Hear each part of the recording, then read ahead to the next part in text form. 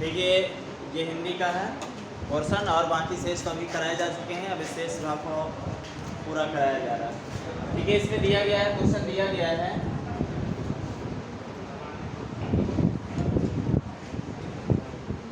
31 number दिया गया है। रामायण शब्द में कौन सी संधि है? रामायण, रामायण की संधि क्या होती है?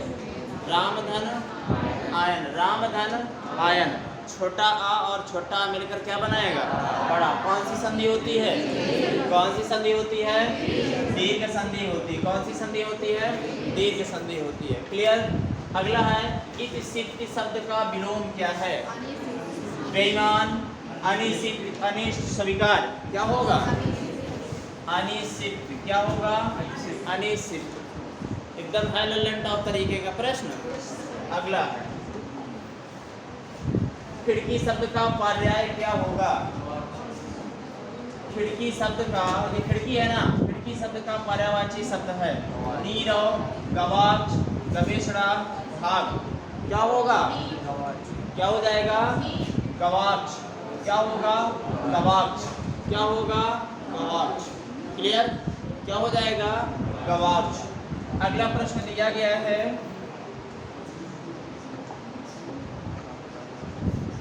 निम्नलिखित में से किस विकल्प में वाक्यांश व उससे संबंधित शब्द अशुद्ध हैं? क्या है? अशुद्ध हैं। वह जो क्षमा करने योग्य हो उसे क्षमाशील कहते हैं। भूख से व्याकुल क्षुधातुर कहते हैं। कटा फटा क्षत विक्षत कहते हैं। किसी ग्रंथ में अन्य व्यक्ति द्वारा जोड़ा गया भाग छेपक कहलाता है। बताएंगे कौन सा क्या है? अशुद्ध है, यानी गलत तरीके से लिखा गया है। बताइए कौन सा है? क्या होगा? बिल्कुल सही। वह जो क्षमा करने योग्य होता है उसे हम क्षम कहते हैं, ना कि क्षमाशील नहीं कहते हैं। तो आंसर क्या हो जाएगा? Option A number. ठीक है, जो क्षमा करने योग्य हो उसे क्या कहते हैं? क्षम कहते हैं। अगला है निम्नलिखित में से स्त्रीलिंग शब्द को पहचानिए। स्त्रीलिंग शब्द विवाद, हुआ, रूप, देखा। ठीक है, आय, आय की बढ़ोतरी हुई। क्या है? स्त्रीलिंग। आय क्या है? स्त्रीलिंग। ठीक है, चलिए अब आपका आता है गद्यांश। इसे आराम के साथ पढ़ेंगे और फिर बाद में प्रश्नों का उत्तर करेंगे। सबसे पहले गद्यांश पढ़िए, आपके लिए टाइम दिया जाएगा। पढ़िए,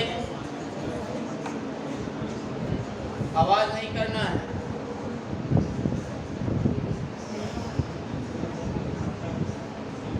आवाज नहीं करना है और गद्यांश को पढ़ना है।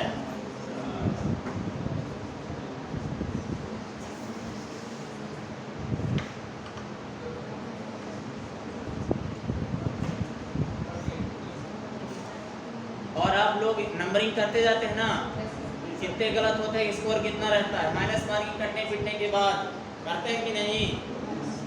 हाँ, करना भी है। पढ़ लिया पूरा? लगाएं प्रश्न।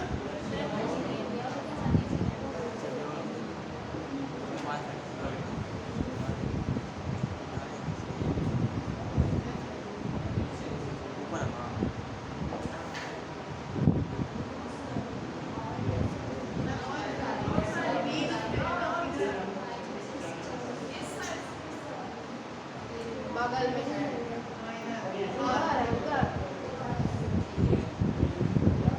ये है, ये साइड, इसको पढ़ेंगे।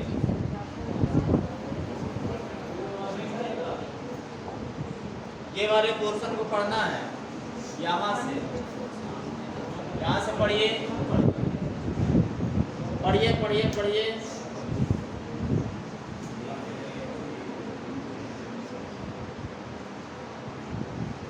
थोड़ा सा लंबी लंबी कदमों में इसको पढ़ो। हाँ बिल्कुल, हटा हुआ स्क्रीन से पढ़ लीजिए।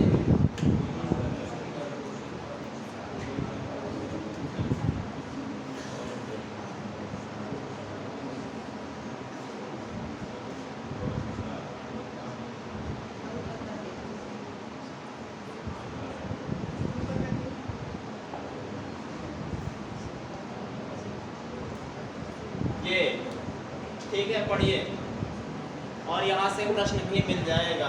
अनैतिकता। अब देखिए निम्नलिखित में से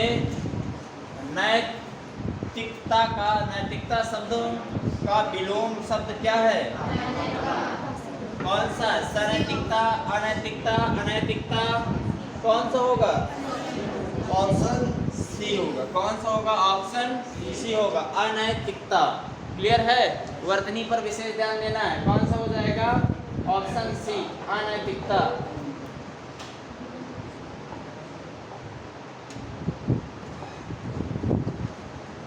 अगला शब्द दिया गया है, निम्नलिखित में से प्रत्यय से बना शब्द नहीं है। प्रत्यय से बना शब्द नहीं है। धार्मिक, सामाजिक, नैतिक, सार्थक। कौन नहीं है? सार्थक नहीं है। क्या नहीं है? सार्थक। नैतिक में एक, सामाजिक में एक, धार्मिक में एक, ये तीनों में कैसे प्रत्यय हैं? एक प्रत्यय मिलकर के प्रत्यय कहाँ लगते हैं? उपसर्ग शब्द के पहले लगते हैं। क्लियर? चलिए, यहाँ पर दिया गया है संयम का संधि विच्छेद क्या होगा? संयम का संयम संधि रूप संधि विच्छेद होगा। क्या होगा? समधनियम, समधनियम, साधनियम, समधनियम। कौन सा होगा? बी नंबर, ऑप्शन बी, समधन एम। ठीक है, कौन सी संधि है? कौन सी संधि है? कौन सी संधि है? समधनयम, समधनयम। बारे बाल को ऐसा ही करना। अगला,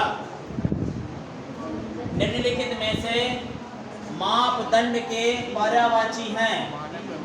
नींव, कसौटी, बुनियाद, मानक, पैमाना, प्रतिमान और दम, गुणिक, मालिक, अपवर्ग, कैवल्य और मोक्ष। क्या होगा? देखिए मापदंड दिया गया है ना, मापदंड का मतलब एक पैमाना होगा। देखिए क्या हो गया? मानक, पैमाना और प्रतिमान, ये सब किसके हैं? मापदंड के पर्यायवाची शब्द हैं। क्लियर है? चलिए, क्या होगा? जिसमें कोई संदेह न हो वाक्य के लिए उचित शब्द है। क्या हो जाएगा? निःसंदेह, निःसंदेह। कौन सा सही हो जाएगा? ऑप्शन नंबर डी, निःसंदेह आपका क्लियर आंसर हो जाएगा। चलिए,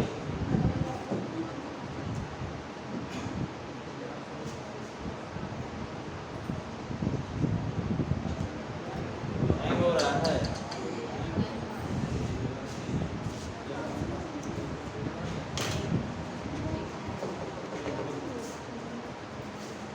ये अगला गद्यांश है और इसको ध्यान से पढ़ना है और इसमें कहाँ से 41 से 45 का उत्तर देना है। पढ़िए, इससे क्या होगा? पढ़िए गद्यांश पढ़िए। भारत एक प्रजातांत्रिक देश है। प्रजातंत्र को बनाए रखने के लिए चुनाव अति आवश्यक है। प्रजातंत्र में शासन जनता का, जनता द्वारा तथा जनता के लिए होता है, किंतु आज देश का लोकतांत्रिक ढांचा चरमरा उठा है, क्योंकि आज देश राजनीतिक अस्थिरता के दौर से गुजर रहा है। अतः अति आवश्यक हो गया है कि विद्यमान चुनाव प्रणाली में सुधार किया जाए, ताकि योग्य एवं सुलझे हुए उम्मीदवार सत्ता में आकर देश की बिगड़ी परिस्थितियों को संभाल सकें। पढ़ गया यहाँ तक? चलिए आगे, बहुत तेज पढ़ते हैं आप। चलिए पढ़िए इसको।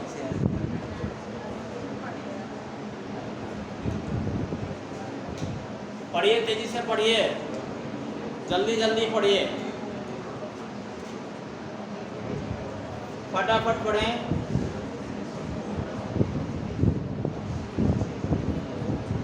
सब लोगों को दिख रहा है? पिलर तोड़ दे।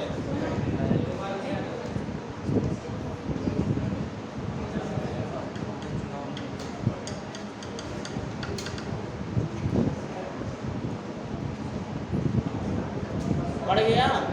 अच्छा, आप लोग पढ़ते हो कि नहीं? पढ़ते हैं।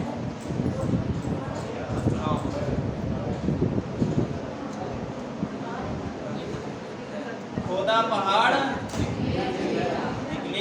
किया। देखिए प्रजातांत्रिक शब्द में प्रत्यय कौन सा है? एक। कौन सा? C number. कौन सा प्रत्यय हो जाएगा? एक। प्रजातांत्रिक एक कौन सा प्रत्यय है? एक प्रत्यय है। चलिए अगला, निम्नलिखित में से उदासीन शब्द के पर्यायवाची हैं। उदासीन शब्द के पर्यायवाची कौन कौन से हैं? ए नंबर। उदासीन के क्या हो जाएगा? विमुख, वैरागी और अनासक्त। विमुख मतलब उसकी तरफ मुख न करना, बोलना नहीं, ये उदासी के लक्षण है। ठीक है, वैरागी, वैराग और अनासक्त। ठीक है, बात समझ में आई ना? उदासीन के क्या है? ये पर्याय हैं। चलिए अब आपकी आती है, अभी शब्द बचे हुए। भ्रष्टाचार शब्द में कौन सा समास है? भ्रष्टाचार में कौन सा समास है? बताएंगे। भ्रष्टाचार में, भ्रष्टाचार शब्द में कौन सा समास है? करण तत्पुरुष समास, अव्ययभाव समास, द्वंद्व समास, कर्मधारय समास। कौन सा है? भ्रष्टाचार। आचार व्यवहार कैसा है? भ्रष्ट है। विशेषता बता रहा है ना, तो कौन सा है? कर्मधारय है। क्या है? कर्मधारय समास। अत्यावश्यक शब्द का संधि विच्छेद क्या होगा? क्या होगा? अधिधन आवश्यक। क्या हो जाएगा? अधिधन आवश्यक। क्या हो जाएगा? अधिधन आवश्यक। बताएंगे कौन सी संधि है? कौन सी संधि है? जब यवा के साथ खड़े पिटे अक्षर आ जाते हैं तो कौन सी संधि होती है? जड़ संधि। जब यवा के साथ खड़े पिटे अक्षर नहीं आते कौन सी संधि होती है? अयादि संधि होती है। चलिए अगला, अगला दिया गया है, परिस्थिति शब्द में उत्सर्ग और मूल शब्द होगा। परिस्थिति शब्द में उत्सर्ग और मूल शब्द होगा। क्या होगा? क्या होगा? परिधन। परिधन ये हो जाएगा ऑप्शन नंबर ए। अब आपकी आती है इंग्लिश। ठीक है, इस तरह का पैसेज हमारे एग्जाम में आता है, लेकिन आपको बता दें क्योंकि हम चित्रकूट से बिलोंग करते हैं तो हम पक्का इसे छोड़ के हैं, है ना? 5 नंबर नहीं छुएंगे। ये कॉम्प्रिहेंशन है, एक पैसेज है जिसको आपको पढ़ना है और पढ़ने के बाद उसका अर्थ निकालना है। अर्थ निकालने के बाद इसके प्रश्न करने। तो जरा देखिए,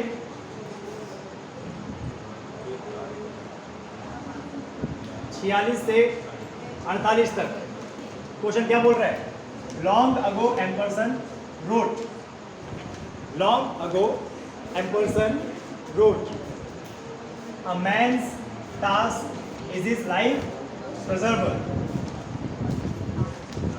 बहुत समय पहले एम्परसन ने लिखा कि एक आदमी का टास्क क्या होता है? अपनी लाइफ को प्रिजर्व करना, अपनी लाइफ को बचाना, संरक्षित करना। आगे क्या बोल रहा है? This seems to be remarkably correct in our modern life. और यह हमारे मॉडर्न लाइफ में बिल्कुल सही बैठता है, सही ये सोच दिखती है। This seems to be remarkably correct in our modern life. क्या आज के समय हम अपने जीवन को प्रिजर्व नहीं करना चाहते? चाहते हैं ना? कभी भी अगर हमें कोई तकलीफ होती है हम पहुंचते हैं सीधे डॉक्टर के यहाँ पर। क्यों? क्योंकि इस जीवन को हम प्रिजर्व करना चाहते हैं। The man without task is like a ship without ballast and anchor।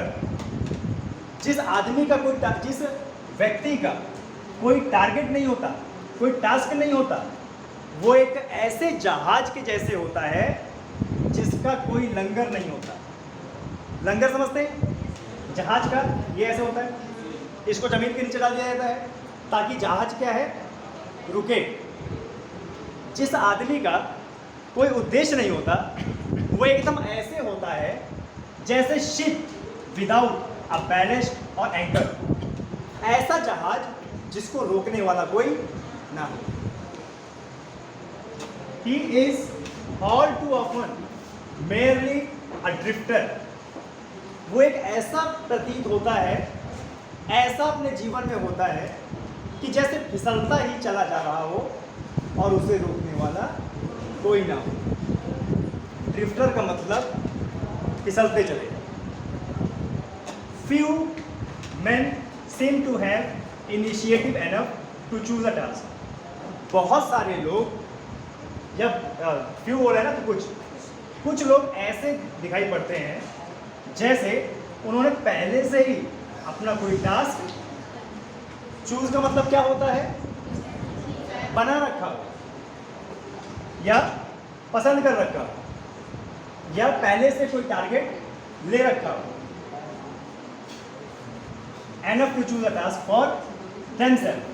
If they do not need to work, अगर वह वर्क नहीं करना चाहते हैं तो पहले से ही वह अपना कोई टास्क चूज करके रखते हैं। When the inevitable disappointments come as they assuredly will. When the inevitable disappointments come as they assuredly will. और ऐसे में क्या होता है, जिन व्यक्ति का कोई टास्क नहीं होता है लाइफ में, कोई टारगेट नहीं होता है, प्रॉब्लम आने पर सबसे ज़्यादा दुखी व्यक्ति कौन होते हैं? वही होते हैं, क्योंकि जीवन की कोई प्लानिंग नहीं होती। अगर आप अपने जीवन को एक टारगेट बना के डिसिप्लिन से चलेंगे तो जितने भी प्रॉब्लम आएंगे उसमें आप क्या रहेंगे, स्टेबल, स्थिर रहेंगे। लेकिन मान लीजिए कि इनडिसिप्लिन के हिसाब से आप चल रहे हैं और अचानक से कोई समस्या आ गई, तो ऐसे व्यक्ति जिन्होंने अपने जीवन में कोई टास्क नहीं बनाया है वो क्या रहते हैं, अस्थिर। यानी उनके लाइफ में क्या आता है, डिसअपॉइंटमेंट। डिसअपॉइंटमेंट का मतलब ना खुश होना, ना पसंद होना, मन को ना भाना, गलत तरीके से। But the man who has his task has no time for vain regret. जिस आदमी का कोई जीवन उद्देश्य होता है, टारगेट होता है, उसके पास फालतू का टाइम नहीं होता या बर्बाद करने योग्य टाइम नहीं होता। अभी आप जैसे छात्र हैं, आप छात्र हैं, आपके पास क्या बर्बाद करने के लिए टाइम है? नहीं है ना। मुझे लगता है आपका एक एक टाइम, एक एक सेकंड इज वेरी इंपॉर्टेंट। आगे बढ़ते। He escaped the disastrous fate which overtake his less fortunate brother. ऐसे व्यक्ति जो आगे मुसीबत आने वाली है उसको ओवरटेक कर लेते हैं। ऐसे व्यक्ति जिनका उद्देश्य होता है कुछ जीवन में और वह अपने उद्देश्य को पाने के लिए वो हर संभव चीज़ करते हैं जो वो कर सकते हैं। तो अगर आगे कोई आपदा आती है, उस आपदा को वह क्या कर लेते हैं, ओवरटेक कर लेते हैं। ओवरटेक का मतलब क्या होता है कि जैसे पार कर जाना, हर्ष को हटा देना, उस मुसीबत से पार चले जाना। ठीक है, आगे बढ़ते हैं। Work is one of the greatest safety valve which was ever invented. जो कार्य अभी तक की सबसे विशाल क्या है, सेफ्टी वॉल्व है जो अभी तक इन्वेंट की गई है। And youth specially needed. और ये किसको जरूरत है आजकल के? यूथ को। यूथ का मतलब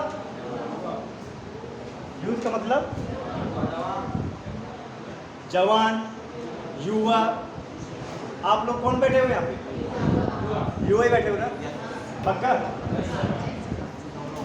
ओके। इस पैसेज से हम लोग क्या समझे?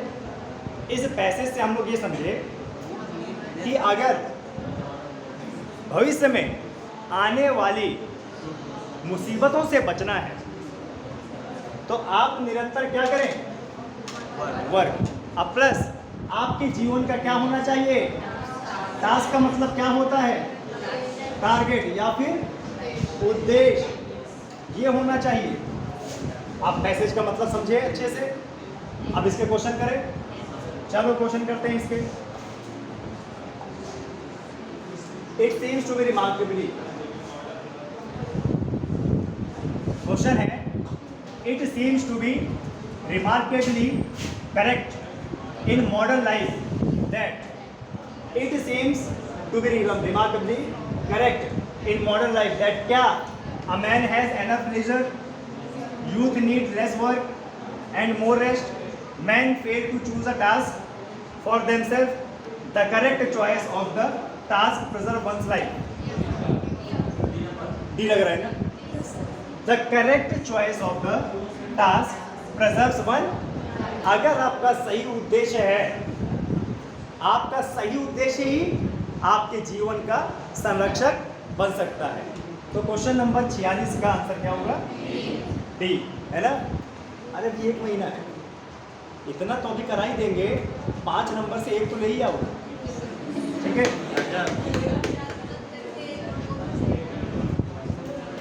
कहाँ चला?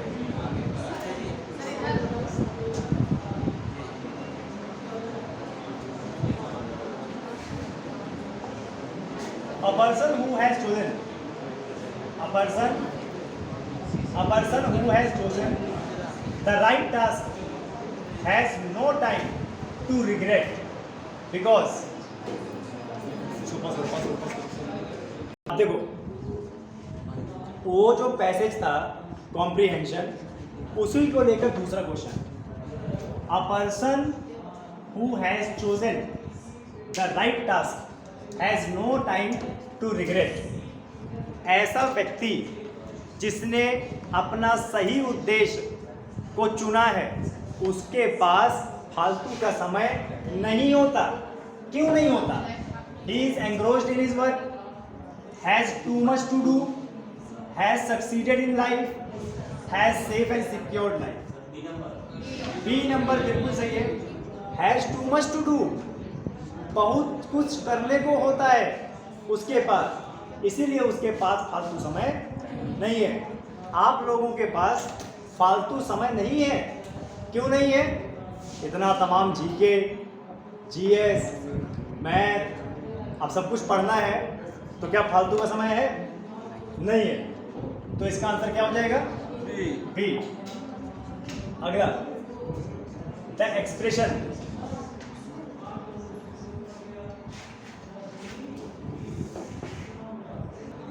सो बॉयज एंड गर्ल्स, हमारा 48वां क्वेश्चन क्या है? The expression safety valve. Expression, यहाँ पे पैसेज में सेफ्टी वॉल्व आया था, एक शब्द। सेफ्टी वॉल्व का मतलब क्या होता है? Something which blows up safety, जो सुरक्षा को उड़ा दे। समथिंग विच गारंटी सेफ्टी, ऐसा जो सुरक्षा की गारंटी दे। An outlet for rent of energy, a leaf of folding door। Safety valve का मतलब होता है समथिंग विच गारंटीज सेफ्टी, कोई ऐसी चीज जो आपको गारंटी दे। अभी मैं आपको बताता हूं, कुकर प्रेशर होता है ना, प्रेशर कुकर, उसके ना फटने की गारंटी क्या होती है? सीटी। सीटी भी ना उठे तो एक और सेफ्टी वॉल्व लगी होती है ना, वो सेफ्टी वॉल्व। ज्वालामुखी क्या होता है? सेफ्टी वॉल्व ही तो होता है। अगर ज्वालामुखी ना फटे तो लावा कहीं ना कहीं से तो निकलेगा।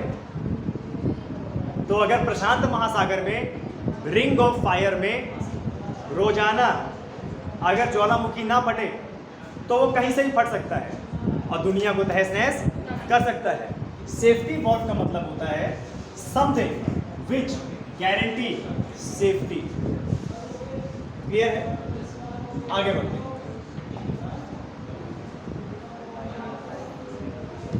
Synonym, synonym for following word. Synonym का मतलब होता है पर्यायवाची, ठीक है? एंटोनिम्स का मतलब क्या होता है? विलोम। सिनोनिम जैसे एक जैसा शब्द है ना, आंख, नेत्र, चक्षु, सब एक ही है ना, नयन, तो हमें फ्यूटाइल का सिनोनिम बताना है। आपको बता दें, ये सिनोनिम और एंटोनिम किसी भी इंग्लिश पेपर की ऐसी चीज़ होती है जो कभी याद नहीं होती।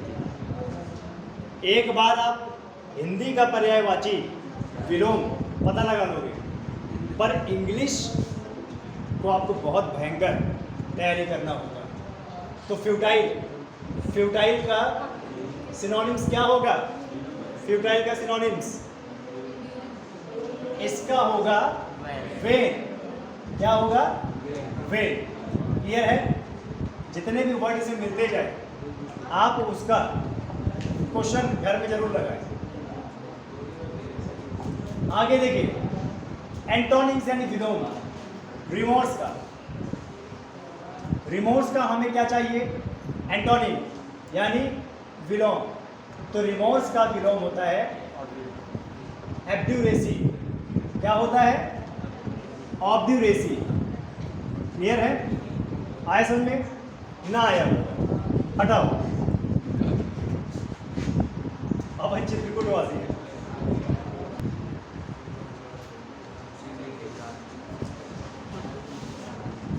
इक्यावन क्वेश्चन क्या बोल रहा है? भारत के किस राज्य की तटरेखा सबसे लंबी है? गुजरात के ना। हमारे भारत में तटीय रेखा वाले राज्य कितने हैं? 9। और 9 राज्यों में सबसे लंबी रेखा किसकी है? गुजरात की है। छोटी रेखा गोवा। बिल्कुल सही। आगे बढ़ते हैं। केंद्रीय औषधि अनुसंधान केंद्र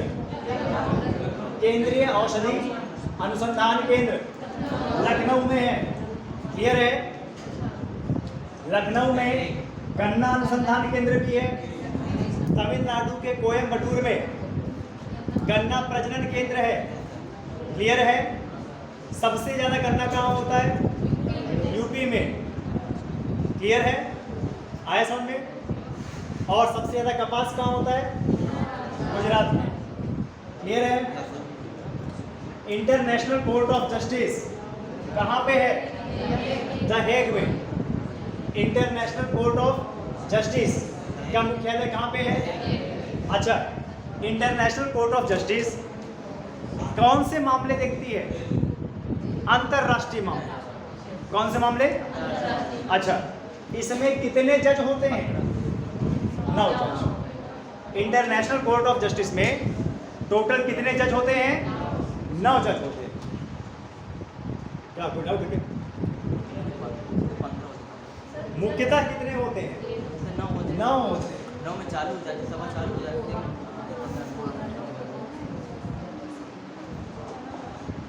आगे बढ़ते हैं।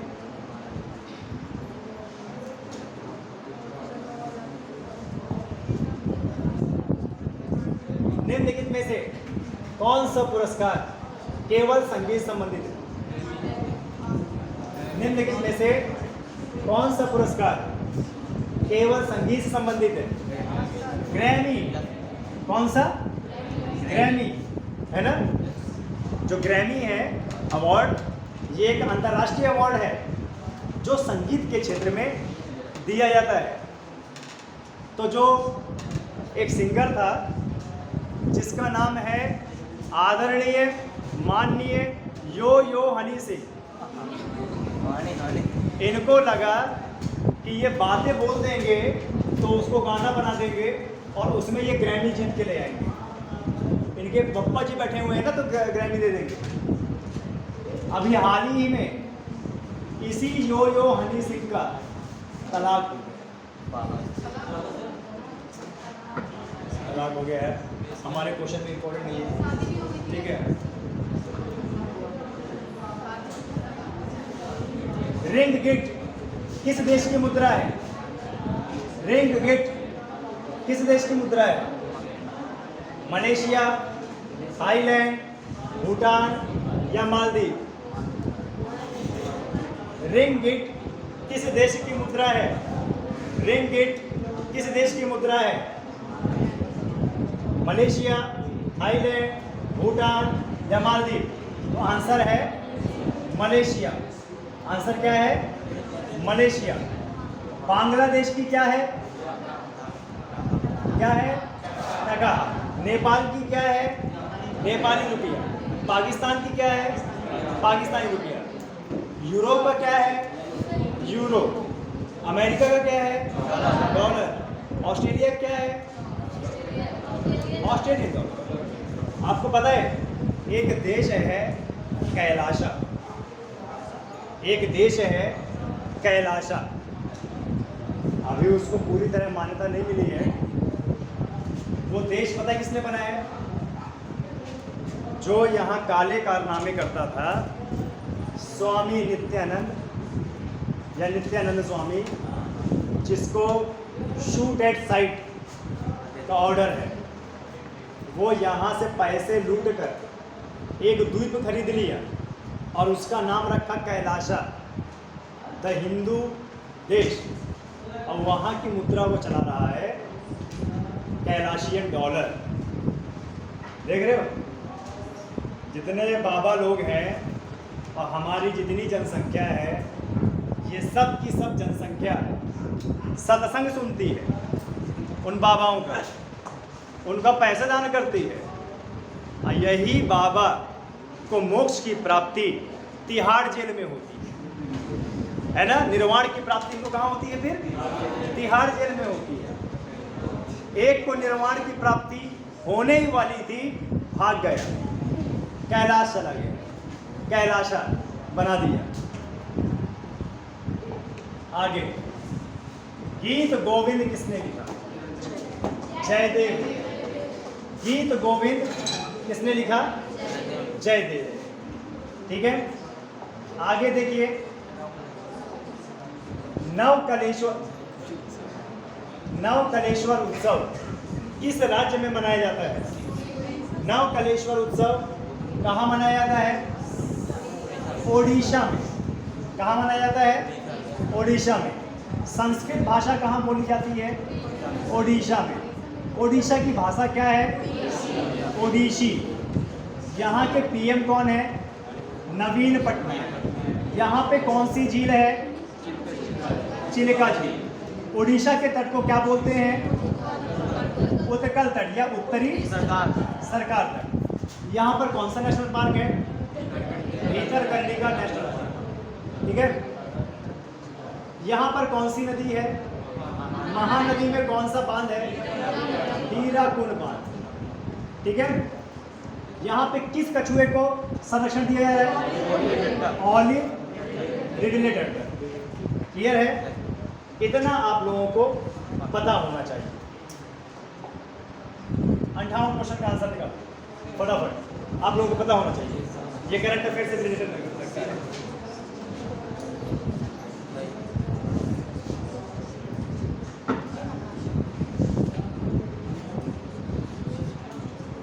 संयुक्त राष्ट्र परिषद संयुक्त राष्ट्र परिषद के 5 स्थायी सदस्य, देखो यूनाइटेड नेशन के 5 परमानेंट सदस्य, और ये ऐसे सदस्य भी हैं जिनको वीटो पावर है। वीटो पावर का मतलब क्या होता है कि अगर ये पांचों चाहें तो पूरे विश्व में कोई भी कानून पारित कर सकते हैं।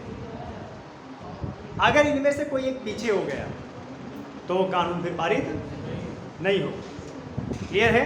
जैसे मसूद अजहर को भारत बार बार यूनाइटेड नेशन में कहता है कि इसको आतंकवादी घोषित किया जाए, तो चारों तो मान जाते हैं, लेकिन एक चाइना है वो पीछे हट जाता है।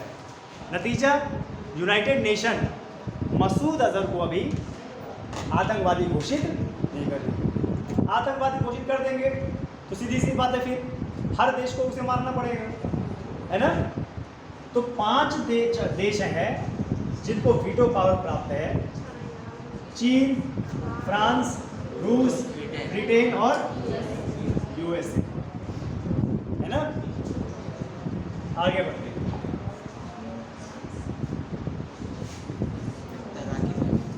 साजन प्रकाश किससे संबंधित है? किससे संबंधित है? तैराकी से। साजन प्रकाश किससे संबंधित है? तैराकी से। भारत में वायुसेना दिवस कब मनाया जाता है? 8 अक्टूबर। कब मनाया जाता है? 8 अक्टूबर। भारत में वायुसेना दिवस कब मनाया जाता है? 8 अक्टूबर। थल सेना दिवस कब मनाया जाता है? थल सेना दिवस कब? 15 जनवरी को। 15 जनवरी को थल सेना दिवस, इंडियन आर्मी डे। तो इसका आंसर हो जाएगा 8 अक्टूबर। ठीक है, अब यहाँ से आपके राम नरेश आएंगे और इसको कंटिन्यू कराएंगे। देखिए रीजनिंग आया, पहला प्रश्न क्या है? 61 में कहा है 10 जनवरी 1991 को सप्ताह का कौन सा दिन होगा?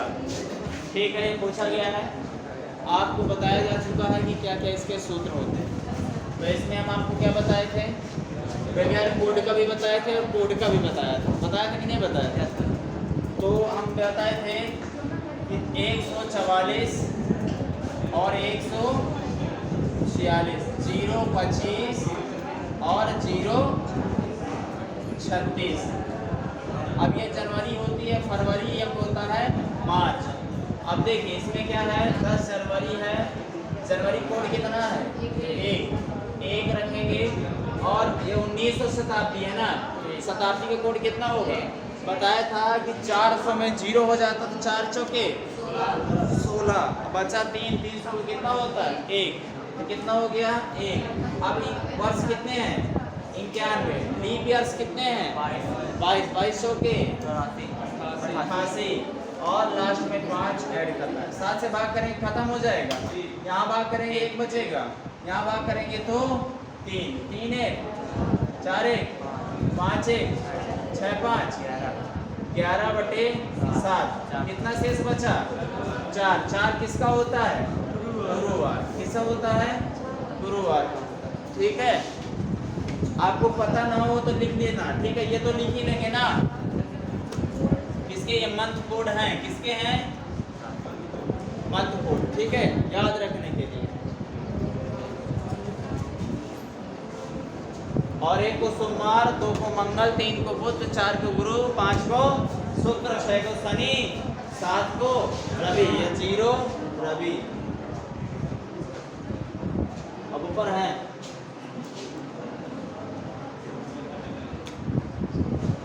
चलो भैया, लल्लन टॉप प्रश्न आया है। लल्लन टॉप पढ़िए, क्या है? इसको ये लिखा जाता है, इसको क्या लिखा जाएगा? क्या लिखा जाएगा?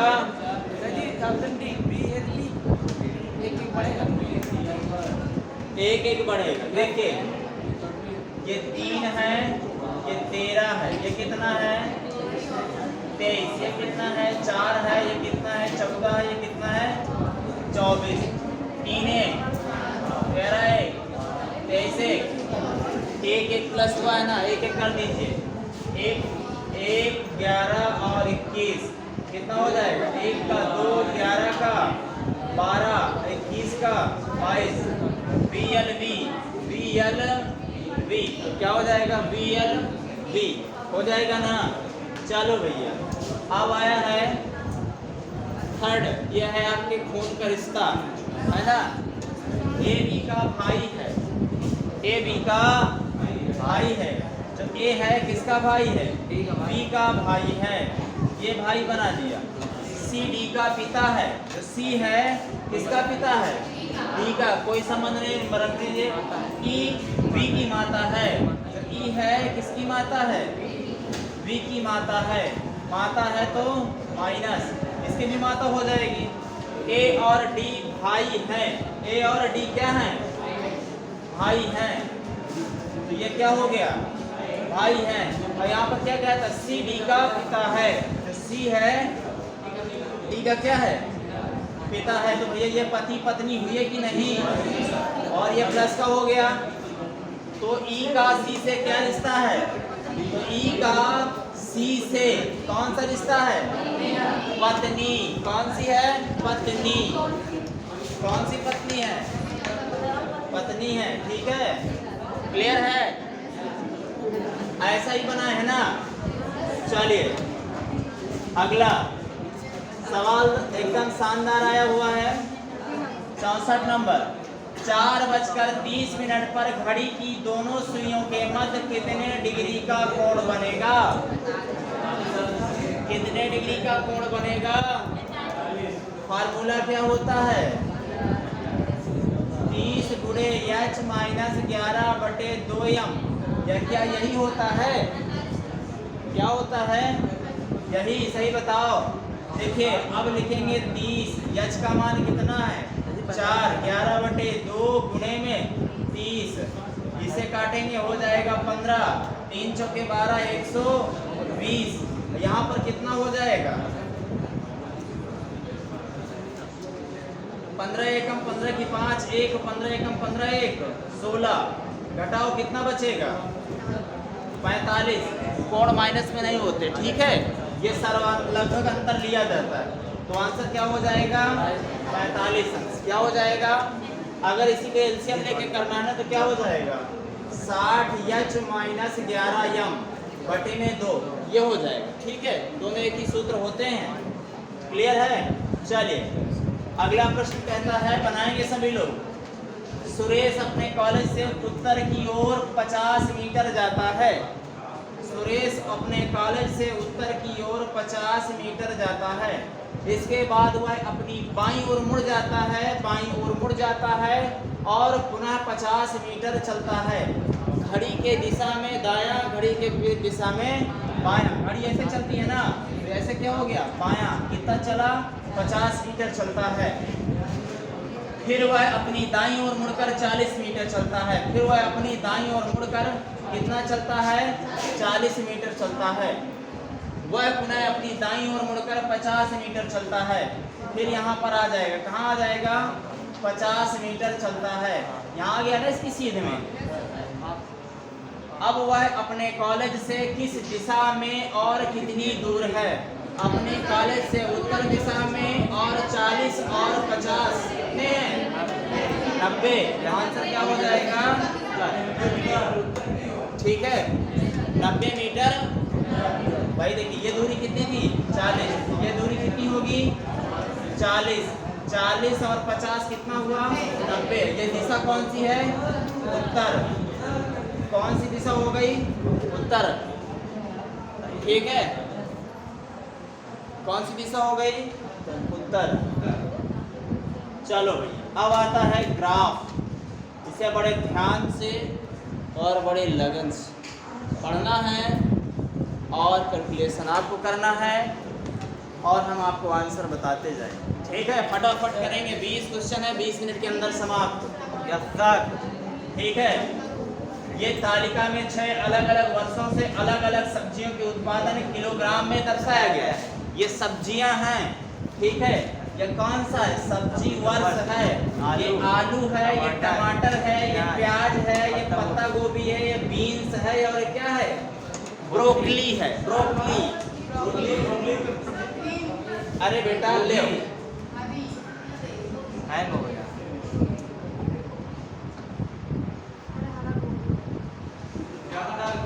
ठीक है, अभी खुलेगा। हो गया?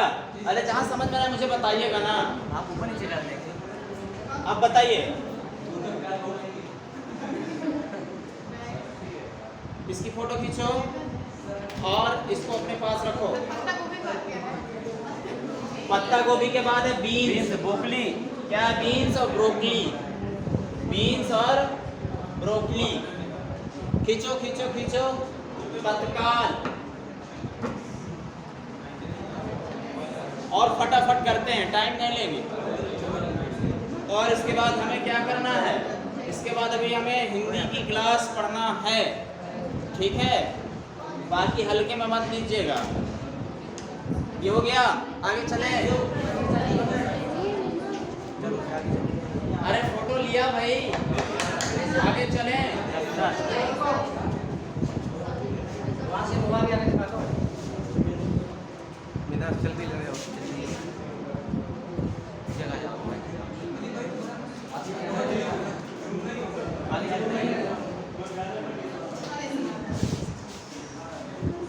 किसका रह गया?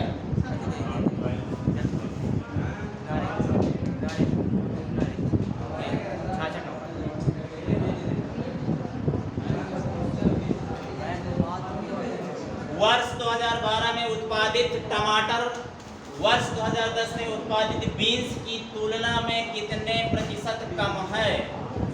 देखिए वर्ष 2012 में उत्पादित टमाटर वर्ष 2012 में देखो टमाटर कितना है? 5 कितना है? 520। अब कह रहा है वर्ष 2010 में उत्पादित बीन्स कितनी है? वर्ष 2010 में बीन्स देखना है ना। 2010 में बीन्स कितनी है? 990। कितना है? 980। कितना है? 980 रखेंगे 980। अब देखिए 520 460 और 980 भैया कितने का अंतर है? 460 का किसके ऊपर? 980 के ऊपर। प्रतिशत निकालना है गुणे में 100। 0 से 0 खत्म, काटा पीटी मचाओ। ये आपका काम है। काटो काटो काटो, तलवार से काटो, फावड़ा से काटो, हंसिया से काटो, काटो जल्दी काटो। अरे 2 से काटा 2 बार, 2 से काटा 3 बार, 2 से काटा 2 4 को 8, 2 9 में 18, 23/49। किसी से गड़बड़ होगा क्या? और ये हो जाएगा 2300। 2300 में भाग करेंगे किसका? 49 का। भाग करिए कितनी बार जाता है? करो करो करो करो, कितनी बार जाता है? लगभग में आ जाएगा। लगभग कितना आ रहा है? 9 3 8। तो इसका आंसर क्या हो जाएगा? 47%। भाग करने पर कितना आ रहा है? 46.938%। जब यहाँ ना हो तो एक बढ़ा सकते हैं आप, ठीक है? कितना हो जाएगा? लगभग 47%। काम ये करना है, कैलकुलेशन आप कर लीजिएगा। क्लियर? अरे बोलो यार, क्लियर है? समझ में आ गया ना क्या करना है आपको? चलिए अगला है वर्ष 2013। वर्ष 2013 10, 15, 11, 14 में क्रमशः आलू, टमाटर, ब्रोकली, प्याज और बीन्स की औसत मात्रा कितनी है? क्या निकालना है? देखिए वर्ष 2013 में आलू, नोट करो 2013 में क्या निकालना है? आलू 10 में टमाटर, 10 में टमाटर, 11 में वो 15 में क्या निकालना है? ब्रोकली। क्या निकालना है? ब्रोकली। और 11 में प्याज और 14 में बीन्स। प्याज और बीन्स इनको निकाल करके और इन राशियों को रख करके जोड़ लेना है। जोड़ने के बाद 1 2 3 4 5 का भाग दे देना, वो आंसर आ जाएगा। जोड़िए जोड़िए फटाफट जोड़िए। एक मक्खियों जैसा ना बिन बनाओ, शांति के साथ करो जो बता रहा हूँ। No problem.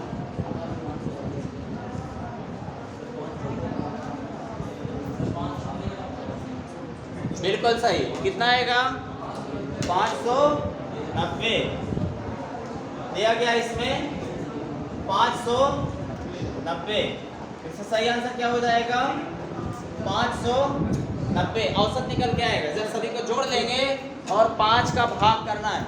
जोड़ने के बाद क्या करना है? 5 का भाग करना है तो औसत कितना आ जाएगा? 590। आपको तरीका बता दिया गया ना, आप काटा पीटी कर लीजिएगा, ठीक है? सबको लिख लेना है, प्याज, आलू, टमाटर, बैंगन, गोभी सब लिख लेना है और 5 का भाग कर देना है जोड़ने के बाद। चलिए इसका आंसर क्या हो जाएगा? 590। अब अगला क्या है? वर्ष 2011 में, ग्राफ को देखते जाना है। वर्ष 2011 में उत्पादित टमाटर और पत्ता गोभी की कुल मात्रा। 11 में क्या जोड़ना है? टमाटर और पत्ता गोभी, इनको दोनों को निकाल कर जोड़ लेना है। फिर क्या कहता है? 2014 में उत्पादित बीन्स और ब्रोकली। 14 में बीन्स और ब्रोकली को जोड़ लेना है और इन दोनों का अनुपात बता देना है। जैसे ऐसे करना है, देखिए 2011 में करेंगे ना 2011 में क्या करना है? टमाटर, टमाटर और पत्ता गोभी, पत्ता गोभी इसको जोड़ना है। और फिर उत्पादित बीन्स और ब्रोकली, इसमें 2014 में क्या है? बीन्स, बीन्स और ब्रोकली, ठीक है। अब जब दोनों जुड़ जाएंगे ना, तो एक यहाँ भी संख्या होगी, एक यहाँ भी संख्या होगी। जब इन्हें काटे पीटेंगे तो एक अनुपात बन जाएगा। अनुपात क्या बनेगा? अनुपात क्या बनेगा बताएंगे? 5:4 बनेगा। अनुपात क्या बनेगा? 5:4 बनेगा। 5:4, 5:4 जो सही से 2011 में जोड़ना है टमाटर और पत्ता गोभी। 2011 में देखिए 2011 में कितना टमाटर?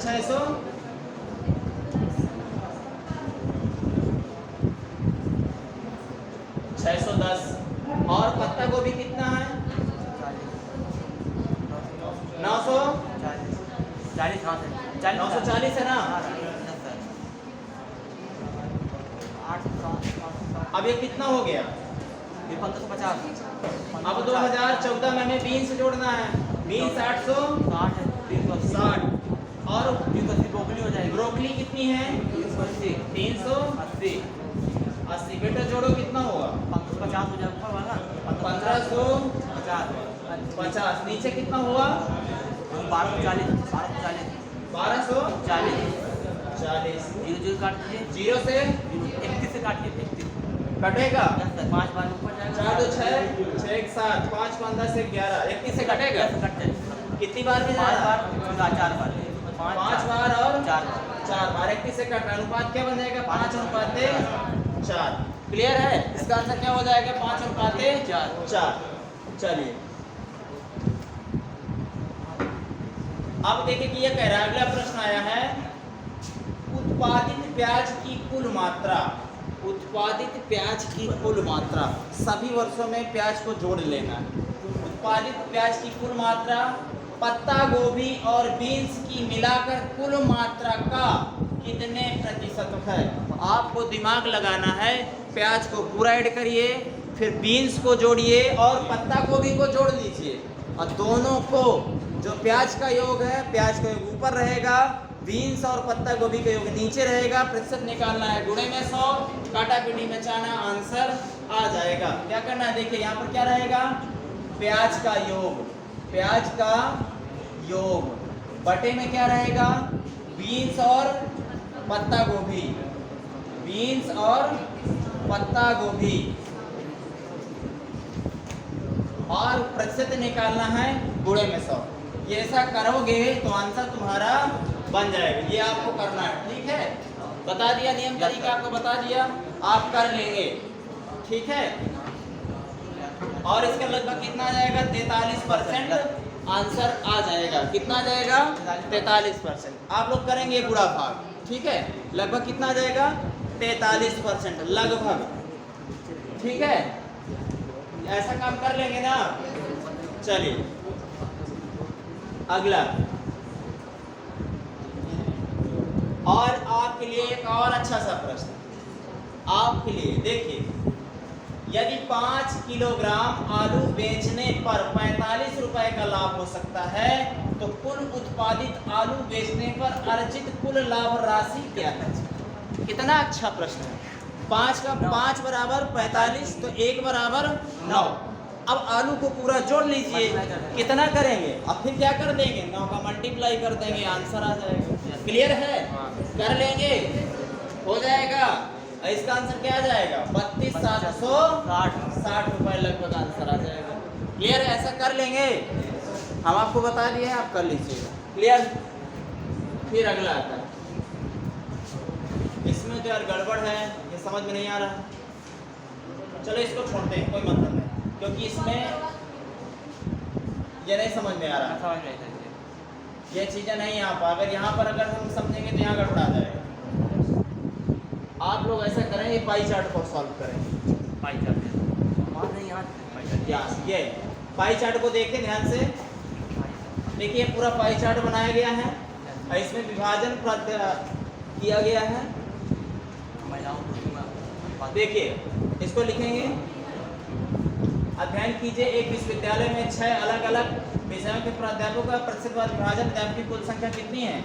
1600 है। प्राध्यापकों का प्रतिशत देखिए, प्राणी 22%, गणित प्राणी विज्ञान है, ठीक है, प्राणी विज्ञान है, जीव विज्ञान के टीचर कितने हैं? 22% है। और गणित के 21%, शिक्षा शास्त्र के 28%, हिंदी के 12%, रसायन के 13% और भौतिकी के 14%। और ये दिया गया है अनुपात। गणित के ये दिया गया है स्त्री और पुरुष अध्यापकों का अनुपात बताया गया है, ठीक है। अब बड़े ध्यान से इसको सॉल्व करना है, देखिए फटाफट करते हैं। क्लियर है? इसकी एक फोटो लेंगे और आपने सामने रखेंगे और फिर आगे सवालों को आराम से करते चलेंगे, ठीक है। करिए फटाफट।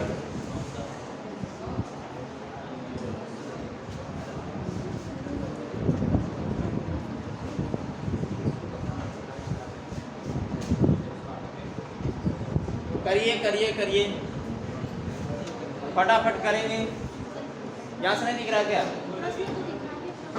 हाँ, प्रश्न दिखा रहे हैं। ये हो गया ना सभी का? चलिए, अभी तक सो रहे थे पाई चार्ट। ले आओ, खींचो खींचो खींचो खींचो तुरंत।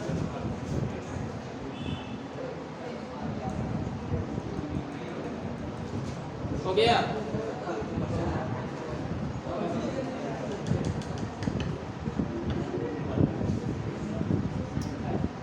हो गया? चलिए चलिए सवालों पर आइए। सवाल ये दिया गया है, हिंदी में प्राध्यापकों पुरुष व महिला दोनों की कुल संख्या गणित और रसायन में मिलाकर महिला प्राध्यापकों की कुल संख्या का लगभग कितना प्रतिशत है? ठीक है, कितना प्रतिशत है?